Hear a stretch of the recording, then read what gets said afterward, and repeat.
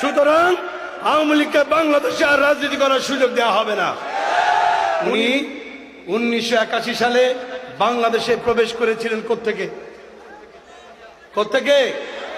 দিল্লি থেকে এসেছিলেন 81 সালে। 2024 সালে ওই দিল্লিতে ফেরত গেছেন। তার মানে হলো 81 সালে তিনি দিল্লি থেকে বাংলাদেশকে ধ্বংস করার পরিকল্পনা নিয়ে এসেছিলেন, বাংলাদেশকে ধ্বংস করে আবার ওই দিল্লিতে ফেরত গেছেন।